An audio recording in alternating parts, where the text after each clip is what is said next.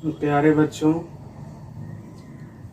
उम्मीद है आप सभी अपने घर पर सुरक्षित होंगे, स्वस्थ होंगे। कोरोना काल में आप घर पर पढ़ रहे होंगे। ऐसा ये परिस्थिति हो चुकी है कि सब लोग अपने अपने घरों में रहने के लिए विवश हैं। ऐसी परिस्थिति है, लेकिन इसी बीच हम लोगों को पढ़ाई लिखाई जारी रखनी है। आप पढ़ते रहिए। विद्यालय बंद है, लेकिन आपको घर पर अपनी पढ़ाई जारी रखनी है। तो आज हम लोग पढ़ेंगे। आज हिंदी विषय हम लोग पढ़ेंगे।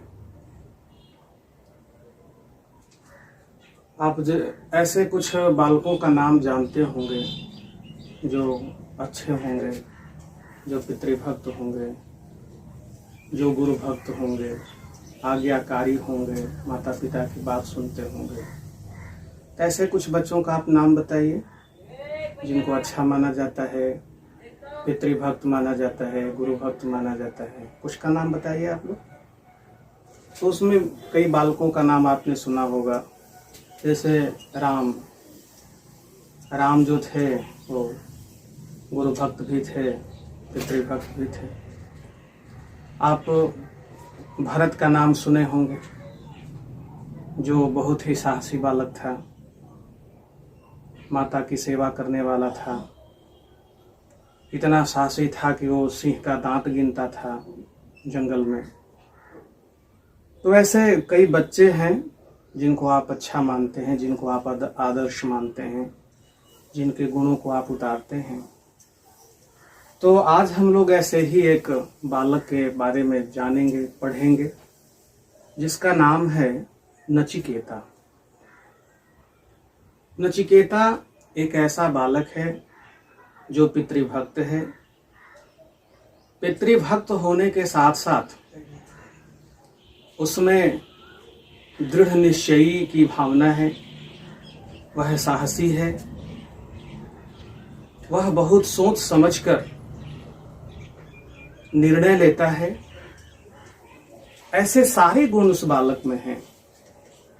तो आज हम लोग नचिकेता के बारे में इसलिए पढ़ेंगे क्योंकि जो उसमें दृढ़ निश्चयी होने का गुण है, जो साहस का गुण है, जो निर्णय लेने का उसमें क्षमता है, वो आप लोगों में भी आनी चाहिए।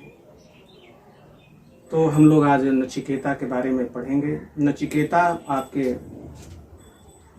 हिंदी विषय में हम लोग कैचअप कोर्स के अंतर्गत पढ़ रहे हैं। यह जो 7वां क्लास में हिंदी विषय में पाठ 2 है, उसमें नचिकेता है। आप 8वां क्लास में चले गए हैं। तो कैचअप कोर्स के अंतर्गत जो पिछली कक्षा है, जो 7वां क्लास है, उसका आपको उसके जो मुख्य पाठ हैं, जो चयनित पाठ हैं, उसको आपको पढ़ना है। तो हम लोग इसके अंतर्गत नचिकेता के बारे में पढ़ेंगे। नचिकेता की कथा कठोपनिषद से ली गई है। कठोपनिषद उपनिषद है। भारतीय दर्शन में उपनिषद का बहुत बड़ा स्थान है।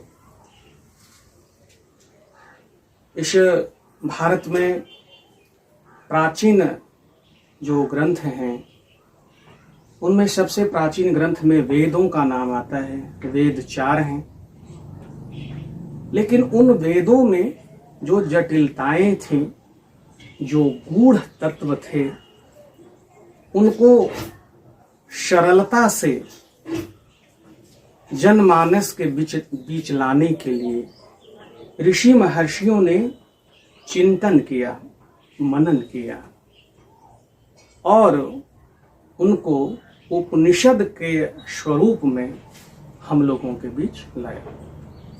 तो उपनिषद जो हैं वो वेदों के जो गूढ़ तत्व हैं, वेदों में जो जटिलताएं हैं, जो जटिल मुद्दे हैं, जटिल तत्व हैं, जो ज्ञान गूढ़ ज्ञान है उसको सरल तरीके से व्याख्या करने का ये उपनिषद में ये बात आती है। तो उपनिषद ऐसे तो 108 हैं, लेकिन मुख्यतः 13 उपनिषद माना जाता है। उनके नाम इस प्रकार हैं: ईश, ऐतरेय, कठ, केन, छांदोग्य, प्रश्न, तैत्तिरीय, बृहदारण्यक, मांडुक्य, मुंडक, श्वेताश्वतर, कौशितकी और मैत्रायणी। ये मुख्य 13 उपनिषद हैं, जिसमें कठ जो उपनिषद है, कठोपनिषद है, इसी में नचिकेता की कथा मिलती है। ये जो उपनिषद है इसमें कई कथाएं हैं और उन कथाओं में प्रश्न और उत्तर मिलता है। उपनिषद का अर्थ होता है समीप बैठना। तो समीप कहाँ बैठना? ज्ञान प्राप्ति के लिए, दर्शन का अनुभव करने के लिए शिष्य गुरु के समीप बैठते थे और चर्चा करते थे। शिष्य प्रश्न करता था, गुरु उसका समुचित उत्तर देते थे। तो ऐसे ही प्रश्नोत्तर के माध्यम से इन उपनिषदों में कई प्रसंग मिलते हैं, कई कथाएं मिलती हैं। उसी में कठोपनिषद से में एक कहानी है, एक कथा है जो नचिकेता के बारे में है। तो नचिकेता के बारे में आपको कहानी पढ़नी है, तो हम लोग कहानी शुरू करते हैं। आज से सहस्त्रों वर्ष पूर्व महर्षि बाजश्रवा हुए। सहस्त्र, सहस्त्र का अर्थ होता है हजार।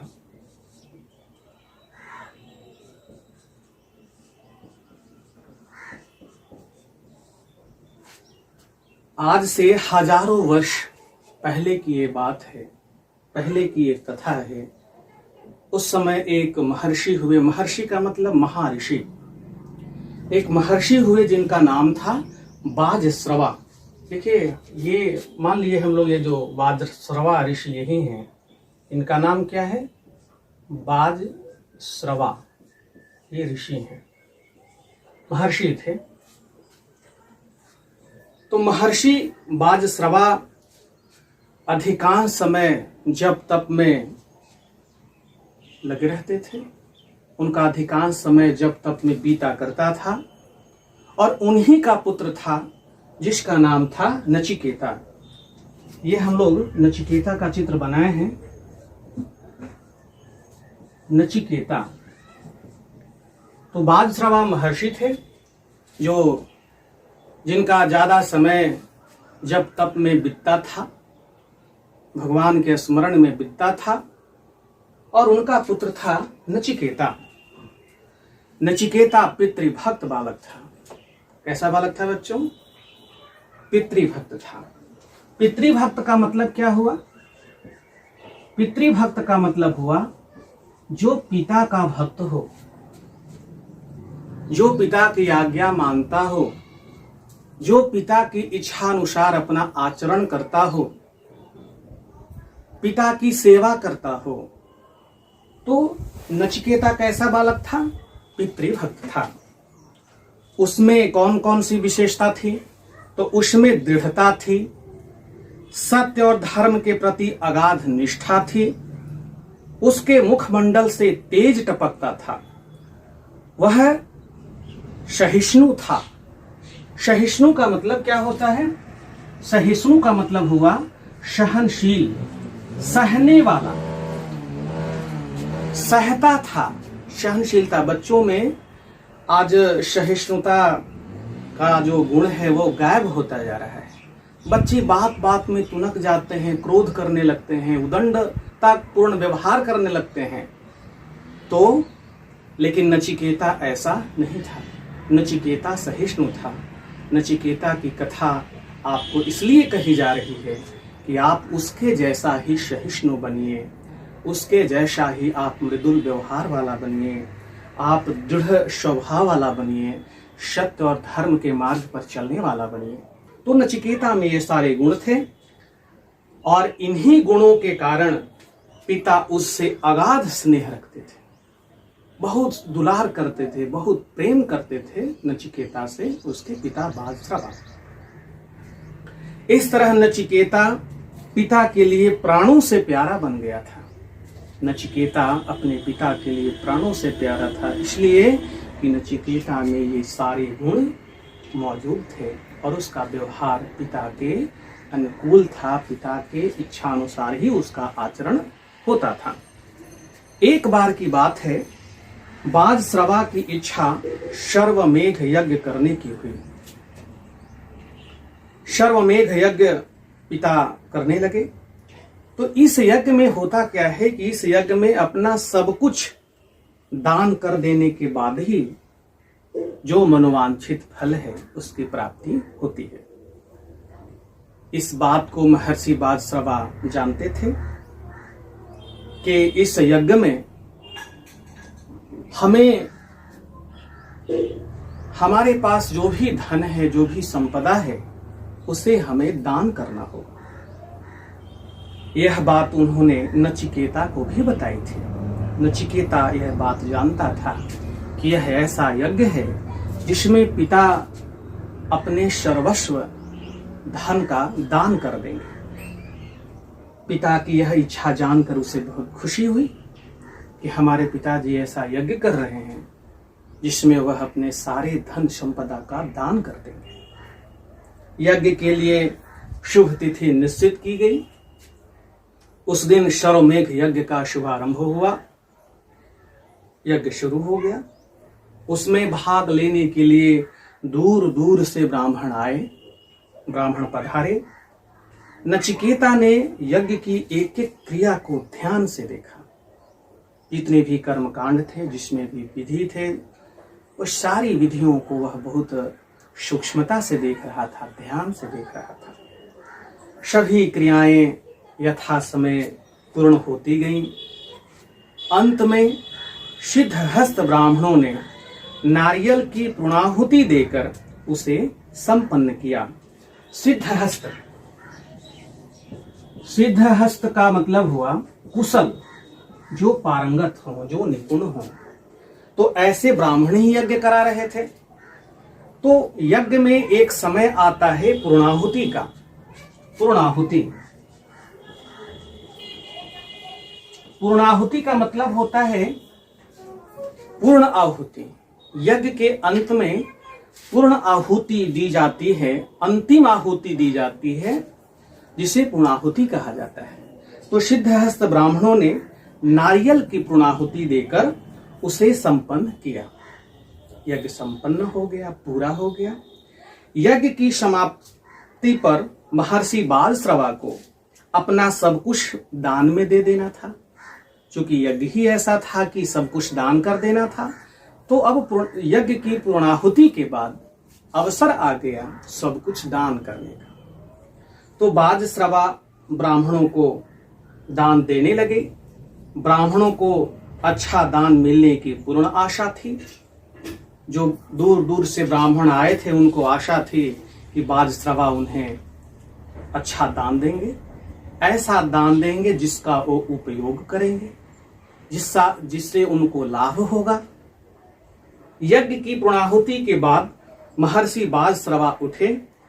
अग्नि देवता को नमस्कार करके वे अपनी गौशाला की ओर बढ़े। गौशाला, गौशाला का मतलब क्या हुआ? जहां पर गायें रहती हैं। तो पहले गायें पाली जाती थीं, अधिक संख्या में गायें पाली जाती थीं। क्योंकि महर्षियों के आश्रम में गायें रहती थीं, उन्हीं का वह दूध पीते थे, उनकी सेवा करते थे। उनके साथ जो शिष्य रहते थे वो गायों की सेवा करते थे। तो गौशाला की ओर बालश्रवा बढ़े। उनकी गौशाला में अनेक बढ़िया गायें थीं। वे सभी गायों को दान में देने का निश्चय कर चुके थे। बालश्रवा ये ठान लिए थे, निश्चय कर लिए थे कि वह अपने बढ़िया गायों को दान में दे देंगे। परंतु गौशाला तक पहुंचते पहुंचते उनका मन लोभ से भर गया। लेकिन जब गौशाला में गए तो उनके मन में लालच आ गई, लोभ आ गया।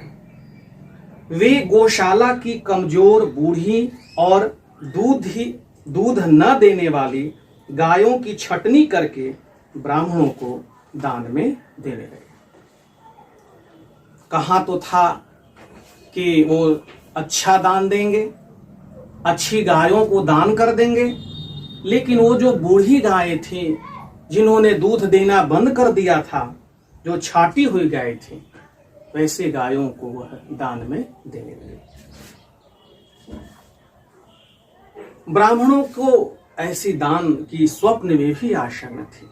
ब्राह्मण तो अच्छी गाय चाहते थे कि मिले, लेकिन बाजश्रवा लालच में आकर वह ऐसी गाय देने लगे जो बूढ़ी थी, जो दूध नहीं देने वाली थी। महर्षि बाजश्रवा की लोभ प्रवृत्ति देखकर वे दुखी हुए, पर कुछ कह नहीं सके। लेकिन ब्राह्मण बूढ़ी गाय मिलने के बाद भी कुछ नहीं बोले। नचिकेता भी यह सब कुछ देख रहा था। उसे पिता के निश्चय के बदल जाने से विशेष दुख था। नचिकेता भावुक था, उसकी दृष्टि तेज थी। उसने परख लिया कि उसके पिता के मन में लोभ आ गया है, लालच आ गई है। उसे लगा कि यह पिता का दान अच्छा दान नहीं है। उसने पिता के पास जाकर पूछा। उसने सोचा कि मैं पिताजी को कुछ सतर्क करूं, उन्हें एहसास कराऊं कि आप जो दान दे रहे हैं उस दान का लाभ होने वाला नहीं है। उसने पिताजी के पास पहुंचकर पूछा, पिताजी, आपने तो इस महायज्ञ में अपना सर्वस्व दान में देने का निश्चय किया था। सर्वस्व, सर्वस्व का मतलब सब कुछ। सर्वस्व दान में देने का निश्चय किया था, लेकिन आप अपनी प्रिय चीजें न देकर ये बूढ़ी व कमजोर गायों को ही दे रहे हैं। कहा कि आप तो कहे थे कि हम अच्छा दान देंगे, सर्वस्व दान कर देंगे, आप ये बूढ़ी गाय दान में दे रहे हैं। महर्षि बाजश्रवा पुत्र की ओर देखकर तनिक मुस्कुराए, पर बोले कुछ नहीं। बाजश्रवा अपने पुत्र नचिकेता की ओर देखे। उन्हें महसूस हुआ कि नचिकेता सही प्रश्न कर रहा है, लेकिन उस प्रश्न का वह जवाब नहीं दिए और केवल उसकी ओर मुस्कुरा भर दिए। वे वैसे ही गायों का दान करते रहे। वह वैसे ही गाय जो बूढ़ी थी, जो दूध देना छोड़ दी थी, वैसे ही गायों को देने का क्रम जारी रखे। अब नचिकेता से नहीं रहा। नचिकेता बहुत दुखी हुआ। सहनशील तो था, लेकिन अब उसकी सहन शक्ति समाप्त हो रही थी। वह महसूस कर रहा था कि उसके पिताजी गलत कर रहे हैं। उसकी सहन शक्ति समाप्त होने वाली थी। उसने निडरता पूर्वक पिता से कहा, पिताजी के पास पुनः गया और साहस के साथ कहा, निडरता के साथ कहा कि पिताजी, आपकी प्रिय वस्तु तो मैं हूं, मुझे आप किसे दान में देंगे?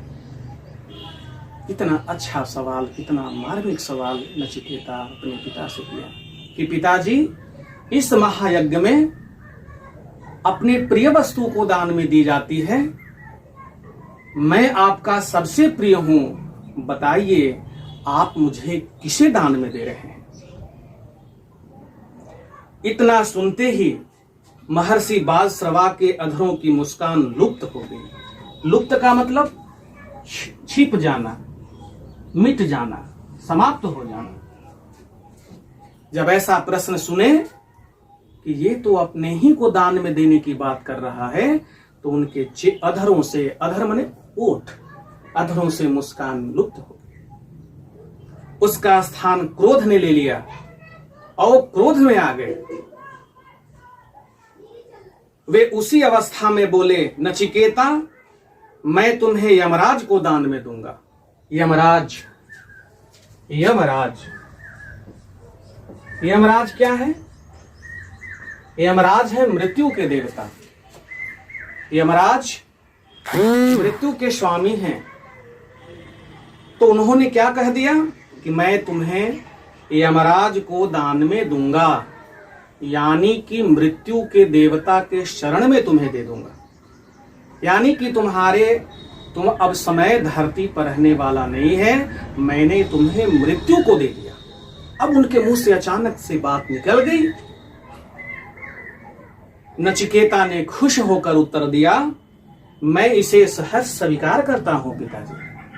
कहा कि पिताजी, मैं इसे खुशी खुशी स्वीकार करता हूं कि आपने मुझे यमराज को दे दिया, आपने मुझे मृत्यु को समर्पित कर दिया। मैं आपकी आज्ञा से यमराज के पास चला जाऊंगा, पर आप यज्ञशाला की सारी गायें ब्राह्मणों को दान में अवश्य दे दें, इसके बिना आपका सर्वमेघ यज्ञ निष्फल रहेगा।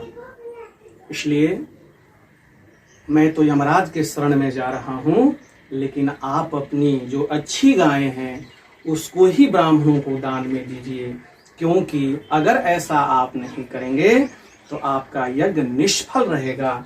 निष्फल मतलब फलहीन, कोई फल नहीं होगा। यज्ञ क्यों किया था? मनोवांछित फल प्राप्त करने के लिए, लेकिन चूंकि दान अच्छा नहीं मिल रहा था, इसलिए नचिकेता ने कहा कि यह यज्ञ आपका निष्फल रहेगा। महर्षि बासश्रवा के मुख से क्रोध में निकला, छोटी मुंह और बड़ी बात करता है। यज्ञ की मुझे चिंता होनी चाहिए, तुझे नहीं। तुम यमराज के पास जाओ, बाकी मैं स्वयं देख लूंगा। बासश्रवा को अपनी गलती का एहसास नहीं हुआ और उन्होंने पुनः कह दिया कि तुझे यज्ञ की चिंता नहीं करनी चाहिए, तुम यमराज के पास जाओ, क्योंकि मैंने तुम्हें यमराज को दान में दे दिया। महर्षि बासश्रवा क्रोधवश में यह भी भूल गए कि नचिकेता उनका इकलौता पुत्र है और वह अपने पुत्र को मृत्यु को समर्पित कर दिया। पिता की ओर से मिला हुआ आदेश उस पितृभक्त बालक के लिए ब्रह्मवाक्य था। नचिकेता पितृभक्त बालक था। पिता ने आदेश दिया कि मैंने तुम्हें यमराज को दिया है। वह यमराज के पास जाने का निश्चय कर लिया। ऐसी ही घटना राम के साथ हुई। पिता ने अपनी रानी कैकेयी को 2 वर दिए, जिसमें एक वर था राम को 14 वर्ष का वनवास देना। राजा दशरथ ने राम को कभी भी अपने मुख से नहीं कहा कि हे राम तुम वन को जाओ, लेकिन राम पितृभक्त बालक थे। पितृभक्त बालक तो वही है जो पिता के मन की बात बिना कहे हुए जान ले और उसके अनुसार आचरण करे। राम ने यही किया। वह पिता की वचन को झूठा नहीं होने दिए और पिता के वचन का मान रखने के लिए वह वन जाना स्वीकार किए और 14 वर्ष तक वन में रहे। ऐसा ही पितृभक्त बालक नचिकेता, जो अपने पिता के आदेश को ब्रह्म वाक्य मान लिया, अब उस आदेश से का जो आशय है, जो आदेश है, उसका अनुपालन हर हाल में होगा, ये उसने निश्चय कर लिया। उधर पिताजी के चरणों को स्पर्श करके नचिकेता यमराज के पास जाने की अनुमति मांगी। कहा कि पिताजी अब मुझे आज्ञा दीजिए, मैं आपका आदेश का पालन करूं, मुझे यमराज के पास जाने की अनुमति दीजिए। जब अनुमति मांगने लगा नचिकेता यमराज के पास जाने के लिए, तब महर्षि बासश्रवा को होश आया और कहा कि अरे, मैंने क्रोधवश यह क्या कह डाला, नचिकेता को यह क्या कह दिया। वे उसके दृढ़ निश्चय को अच्छी तरह जानते थे कि अब मेरे आदेश का पालन यह जरूर करेगा। लेकिन फिर भी उनका स्नेह उमड़ आया और उन्होंने पूछा कि वत्स, यमराज से परिचित हो? हे नचिकेता, तुम यमराज को जानते हो? हाँ पिताजी, वे मृत्यु के देवता हैं। नचिकेता सहज रूप से बोला कि पिताजी, मैं जान रहा हूं, वह मृत्यु के देवता है। आपने मुझे मृत्यु को दिया है। यमराज के विषय में इतना जानकर भी तुम उसके पास जा रहे हो? महर्षि बादश्रवा ने समझाने का प्रयास करते हुए कहा कि मृत्यु के मुख से पहुंचकर कोई नहीं लौटा है वत्स। कहा कि हे वत्स, यमराज मृत्यु के देवता हैं। उनके पास जो चला जाएगा वो मृत्यु को प्राप्त करेगा, मृत्यु का वरण करेगा। और इसके बाद भी तुम जाना चाहते हो? जानता हूं पिताजी। नचिकेता ने कहा कि पिताजी, मैं यह जानता हूं कि मैं मृत्यु को प्राप्त करने जा रहा हूं। पिता की आज्ञा ही मेरे लिए सर्वोपरि है। सर्वोपरि, सर्वोपरि का मतलब सबसे ऊपर। पिता की आज्ञा ही मेरे लिए सर्वोपरि है। उसी ने मुझे निडर बना दिया है, साहसी बना दिया है। मेरे मन से डर गायब हो गया है। आपके आशीर्वाद से मैं सब जगह आसानी के साथ पहुंच सकता हूं। आपने मुझे आशीर्वाद दिया है, आपने मुझे पाला पोसा है, ऐसी सीख दिया है जिसके कारण, जिसके बदौलत मैं कहीं भी जा सकता हूं। मैं मृत्यु के पास भी सहर्ष जा सकता हूं। फिर मृत्यु तो ऐसा सच है जिसे झुठलाया नहीं जा सकता। एक न एक दिन सभी को उसके पास पहुंचना है। नचिकेता कहा कि मृत्यु के पास तो एक न एक दिन पहुंचना ही है। मैं आज ही पहुंच जा रहा हूं, इसलिए कि मुझे पिता की आज्ञा पालन में खुशी होगी। नचिकेता का तर्क न्याय संगत था। न्याय संगत मतलब बिल्कुल न्याय के अनुकूल था। उसके ज्ञान पर महर्षि बादश्रवा को हर्ष भी हुआ और विक्षोभ पर शोक भी। आज्ञा पालन में तत्पर देखकर बादश्रवा को खुशी भी हुई, लेकिन गम भी हुआ, शोक भी हुआ, क्योंकि उनका पुत्र उनसे बिछड़ रहा था, सदा के लिए मृत्यु के पास जा रहा था और इकलौता पुत्र था। पुत्र वियोग का दुख, शोक उनमें आ गया। वे पश्चाताप करते हुए बोले, वत्स, मैंने तो क्रोधवश में ऐसा कह दिया था। मेरा मतलब यह नहीं था कि तुम यमपुरी जाओ। अब मैं किसी कीमत पर तुम्हें यमपुरी जाने की आज्ञा नहीं दे सकता। कहा कि मैं तुम्हें जाने की आज्ञा नहीं दूंगा। नचिकेता ने अत्यंत विनम्र होकर कहा, आप तो यमपुरी जाने की आज्ञा पहले ही दे चुके हैं। अब कुछ भी कहना मेरे लिए निरर्थक है। निरर्थक मतलब बेकार, बिना मतलब का, बकवास। निरर्थक, निरर्थक मतलब अर्थहीन, बकवास, जिसका कोई मतलब नहीं है। मैंने अब आपकी आज्ञा पालन करने का संकल्प ले लिया है। अब तो उसे पूरा करने का अवसर प्रदान कीजिए और मुझे यमराज के पास जाने दीजिए। इसी में मेरा कल्याण है। आज्ञा पालन ही मेरा अब धर्म बन गया है। मुझे धर्म के मार्ग से विचलित ना हो करिए। आप मुझे जाने की आज्ञा दीजिए। नचिकेता की वाणी ने महर्षि बादश्रवा को निरुत्तर कर दिया। निरुत्तर का मतलब जो उत्तर देने लायक नहीं। निरुत्तर कर दिया। उनका सौम्य चेहरा कुम्हला गया। उनके मस्तक पर विषाद की रेखाएं स्पष्ट दिखाई पड़ने लगी। नचिकेता को कहे वाक्य उन्हें शूल की तरह चुभने लगा। शूल मतलब कांटा। शूल की तरह चुभने लगा। अपनी बात, उनसे गलती हो गई थी। गलती का एहसास हुआ और अपनी बातों को लेकर बड़ा कष्ट में हो गए। पिता की ऐसी अवस्था देखकर नचिकेता ने कहा, पिताजी, आपके शर्वमेघ यज्ञ की सफलता भी मेरी यमलोक की यात्रा में ही है। उसे पूरा करना मेरा धर्म है। धर्म पर चलने का आदेश आप अवश्य देंगे। कहा कि पिताजी, आपने जो शर्वमेघ यज्ञ किया है उसमें आपने मुझे दान में दे दिया है यमराज को। यदि मैं यमराज के पास नहीं जाऊंगा तो आपका जो यज्ञ, जो दान है वो पूरा नहीं होगा और आपका यज्ञ निष्फल हो जाएगा। इसलिए आपके यज्ञ को पूरा करने के लिए मुझे यमराज के पास जाना ही होगा। नचिकेता की ज्ञान भरी बातों के आगे महर्षि निरुत्तर हो गए। उन्होंने अश्रुपूर्ण नेत्रों से अपने इकलौते पुत्र नचिकेता को विदाई दी।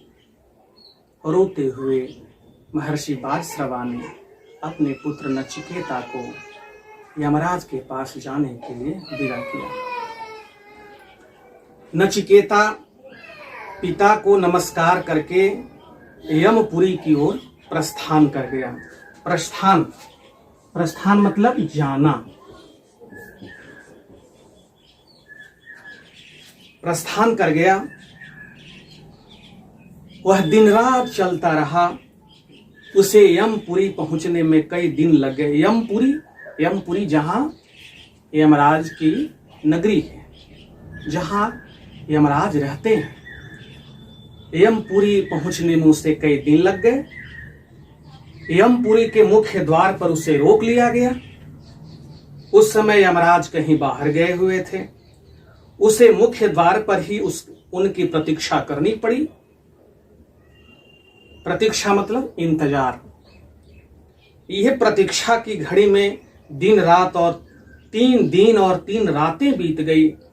वह भूखा प्यासा वहीं पड़ा रहा। यमराज कहीं बाहर गए थे। यम के जो दूत थे, मुख्य द्वार पर प्रहरी थे, उन्होंने रोक लिया। कहा कि अभी आप रुको, अभी यमराज नहीं है। 3 दिन 3 रात हो गए भूखे प्यासे यमराज की प्रतीक्षा में बैठा रहा। अंत में यमराज लौट कर आए। अपने मुख्य द्वार पर ऋषि कुमार को देखकर चिंतित हो उठे। यमराज ने देखा कि यह तो ऋषि कुमार है, ऋषि पुत्र है, यह यहाँ क्यों बैठा है। बड़ा दुखी हुए उसे देखकर। फिर उसका परिचय जानने के उद्देश्य से पूछा कि तुम कौन हो। नचिकेता ने नमस्कार कर विनम्र स्वर में कहा, देव, मैं महर्षि बाजश्रवा का एकमात्र पुत्र नचिकेता हूं। यमराज ने प्रश्न किया, ऋषि कुमार, तुम्हारे यहां आने का कारण। नचिकेता फिर विनम्र स्वर में बोला, देव, मेरे पिताश्री ने सर्वमेघ यज्ञ किया है। उसी की दक्षिणा स्वरूप मुझे आपकी सेवा में भेजा है। कहा कि महर्षि बाजश्रवा का पुत्र हूं मैं। मेरे पिता सर्वमेघ यज्ञ कर रहे हैं, किए, और उसमें दान स्वरूप मुझे आपको दे दिया है। इतना सुनकर यमराज का आश्चर्यचकित होना स्वाभाविक था। चकित हो गए, आश्चर्य से भर गए। यमराज वे बोले, तुम्हें यमपुरी आते हुए भय नहीं लगा। कहा कि नचिकेता, तुम्हें डर नहीं हुआ? तुम यमपुरी आ रहे हो, पता है तुम्हें यमपुरी क्या है? आने में जरा भी तुम्हें डर नहीं लगा, भय नहीं हुआ? नचिकेता ने सरलता के साथ उत्तर दिया, देव, भय कैसा? मेरी दृष्टि में मृत्यु तो सबसे बड़ा वरदान है। जब इंसान की देह उसका साथ देना छोड़ देती है, तब मृत्यु ही उसे कष्टों से मुक्ति दिलाती है। इसलिए इस मुक्तिदात्री को मैं भय का कारण नहीं मानता। मुक्तिदात्री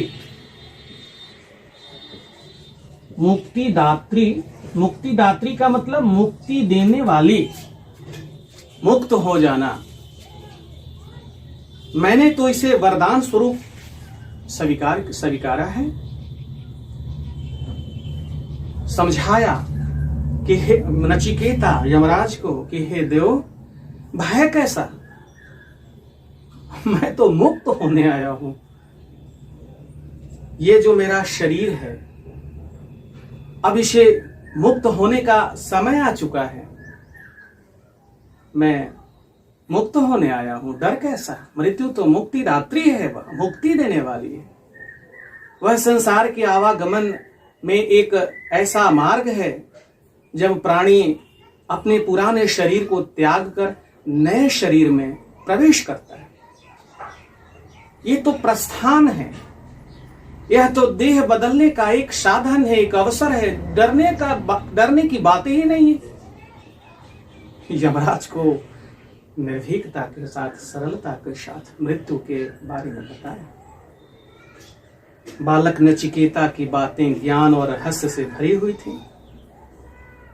इतनी अल्पावस्था में इतना गुणवान होना किसी विरले का ही काम है। अल्पावस्था, छोटी उम्र, कम आयु,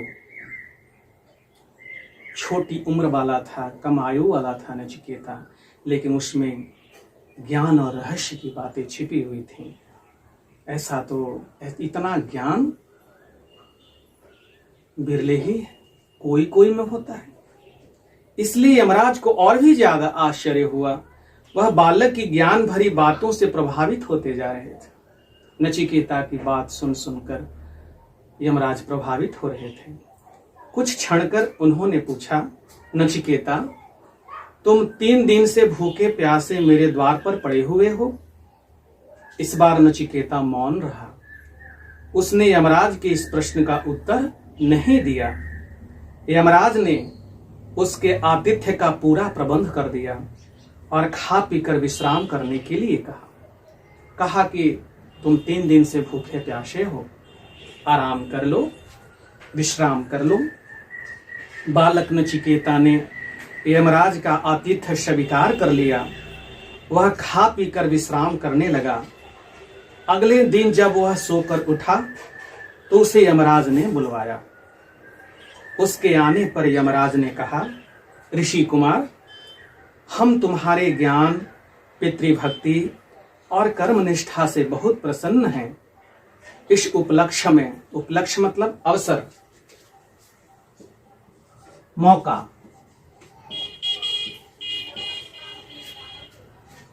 उपलक्ष्य में तुम हमसे 3 वर मांग सकते हो। यमराज नचिकेता के स्वभाव से, नचिकेता के ज्ञान से, नचिकेता की बातों से बहुत प्रभावित हुए और खुश हो गए। उन्होंने नचिकेता से कहा कि नचिकेता, मैं तुम पर प्रसन्न हूं, तुम मुझसे 3 वर मांगो।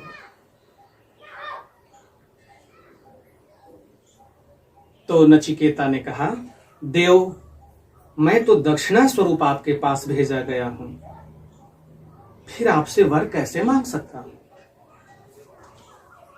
बालक नचिकेता की न्याय संगत बात सुनकर यमराज बोले, कोई बात नहीं बालक, तुम निसंकोच होकर वर मांगो। निसंकोच, निसंकोच का मतलब बेझिझक, बिना हिचक, सहजता के साथ वर मांगो। इस पर नचिकेता ने कहा, देव, पहला वर तो यह दीजिए कि पिता श्री का मुझ पर से क्रोध शांत हो और उन्हें शरमेघ यज्ञ का सुफल प्राप्त हो। तथास्तु, यमराज ने कहा कि ऐसा ही हो।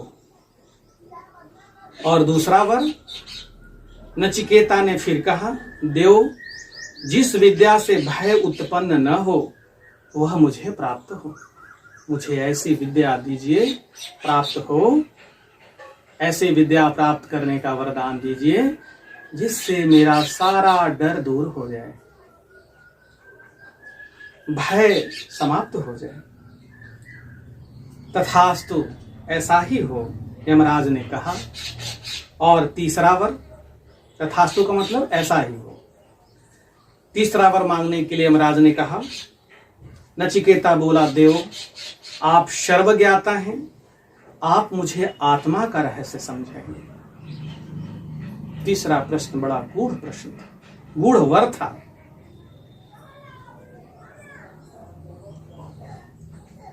इस सुनकर यमराज सोच में पड़ गया। नचिक बोले समझाए कि नचिकेता, अभी तुम बहुत छोटे हो, आत्मा का रहस्य जानना तो ज्ञानी ध्यानी मुनियों के बस की भी बात नहीं है। तुम और कोई तीसरा वर मांग सकते हो। कहे कि ये तो गूढ़ बात का तुम वर मांग रहे हो, आत्मा के रहस्य बहुत गूढ़ विषय है, तुम कोई तीसरा अन्य वर मांग लो, तीसरे वर के रूप में। देव, मुझ पर तो आत्मा का ही रहस्य प्रकट करने की कृपा कीजिए। नचिकेता ने फिर कहा कि नहीं देव, मुझे आत्मा का रहस्य ही समझाइए, मैं तीसरे वर में यही आपसे मांगता हूं, इसके अलावा मुझे और कुछ जानने का शेष नहीं। नचिकेता को यमराज को विवश होकर आत्मा का रहस्य बतलाना पड़ा। आत्मा के रहस्य के बारे में यमराज ने नचिकेता को बताया। नचिकेता आत्मा के रहस्य को जानकर वापस पृथ्वी पर लौट आया। पिता बाजश्रवा पुत्र को पाकर बहुत प्रसन्न हुए। अब उनका बालक नचिकेता कोई साधारण बालक नहीं था, वह आत्मा के रहस्य को जानने वाला था। वह आत्मज्ञानी के रूप में इस संसार में अमर हुआ। तो यही कहानी थी नचिकेता की। आपको ये कहानी अवश्य ही अच्छी लगी होगी, रुचिकर लगी होगी। आप नचिकेता के जो गुण हैं उसके बारे में अवश्य ही समझा होगा। यह कहानी आपको पसंद आई होगी। अब अगली बार हम लोग इस पाठ के जो प्रश्न हैं, जो अभ्यास के प्रश्न हैं, उस पर हम लोग चर्चा करेंगे। और यह चर्चा हम लोग अगली बार करेंगे। और अब इसको मैं चाहूँगा कि समाप्त करूं। इसके पहले मैं आपको ये कहना चाहूँगा कि आप अपने घर पर रहिए, सुरक्षित रहिए, स्वस्थ रहिए। आवश्यकता पड़ने पर ही घर से बाहर निकलिए, मास्क लगाकर बाहर निकलिए, सामाजिक दूरी का पालन करिए। अभी भी आपको सजग रहना है, सतर्क रहना है, तभी आप स्वस्थ रहेंगे। मास्क लगाएं, सोशल डिस्टेंस का पालन करें, अपने हाथों को साबुन से साफ करते रहें। तो इस तरह से हम पौष्टिक आहार लें और पढ़ाई लिखाई भी करते रहें। हम लोग अगली कक्षा में फिर मिलेंगे। आप सभी का बहुत बहुत धन्यवाद, बहुत बहुत शुभकामनाएं।